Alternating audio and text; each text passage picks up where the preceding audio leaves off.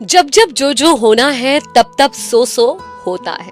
94.3 my FM पर मैं हूं विनी और चलो आज कुछ अच्छा सुनते हैं। सुनाती हूँ आपको एक सेठ जी की कहानी। बड़े रईस सेठ जी थे, अपनी बिटिया को बड़े नाजों से पाला था उन्होंने।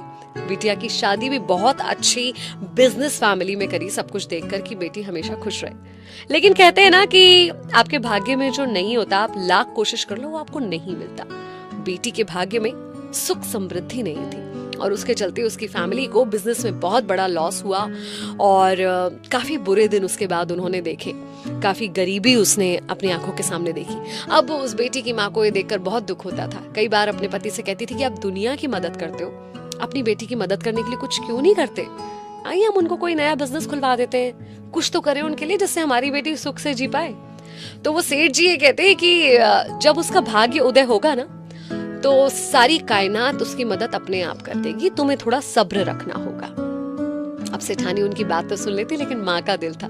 एक दिन जब सेठ जी घर पे नहीं थे और उनका दामाद घर आया और सेठानी के मन में ख्याल आया कि क्यों ना बिना बताए चुपके से इनकी कुछ मदद कर दूं। तो उन्होंने दामाद का आदर सत्कार करके कहा कि मैं तुम्हारे लिए मोतीचूर के लड्डू बना देती हूँ। 5 किलो शुद्ध देसी घी के मोतीचूर के लड्डू बनाए और अंदर छिपा दी सोने की अशर्फियां। अब ये लड्डू का पैकेट उन्होंने दामाद जी को जाते जाते दे दिया। लेकिन दामाद जी ने रास्ते में सोचा इतना वजन कौन उठा के लेके जाए, और वैसे भी पैसों का बड़ा अकाल था उनके पास। तो उन्होंने रास्ते में एक हलवाई की दुकान में वो मोतीचूर के लड्डू बेच दिए, पैसे जेब में डाले और चलते बने। जब सेठ जी घर आ रहे थे उसी मिठाई की दुकान पर उन्होंने सोचा कि क्यों ना घर के लिए कुछ मिठाई ले ली जाए। तो उन्होंने ये सोचकर मोतीचूर के लड्डू ले लिए और देखिए कि दुकानदार ने वही लड्डू का पैकेट इनको दे दिया। जब घर लाए सेठानी ने देखा ये तो वही पैकेट है। लड्डू फोड़ के देखे तो अशर्फियां निकली और उसने अपना सर पीट लिया। सेठ जी को सारी कहानी बताई। फिर सेठ जी ने कहा कि देखो मैंने कहा था ना कि जो भाग्य में होता है, जब भाग्य में होता है तभी मिलता है। ये सोने की अशर्फियां ना तो हमारी बेटी के भाग्य में थी और ना ही उस हलवाई के भाग्य में थी, इसलिए ये हमारे पास चलकर वापस आ गई।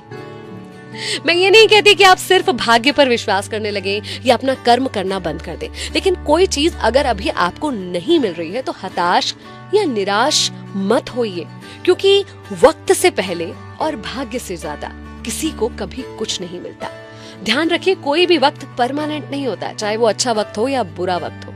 आज अच्छा है तो कल बुरा वक्त भी आएगा, और आज बुरा है तो ये कट जाएगा और कल अच्छा वक्त फिर आएगा। झूला जितना पीछे जाता है उतना ही आगे भी जाता है, तो अगर झूला पीछे जा रहा है तो सब्र रखिए, उतना ही आगे भी जरूर जाएगा। अगर अभी हालात वैसे नहीं है जैसे आप चाहते तो थोड़ा सा पेशेंस रखिए। माय एफएम आपसे कहता है ना, लेट लूज, जियो दिल से। चलो आज कुछ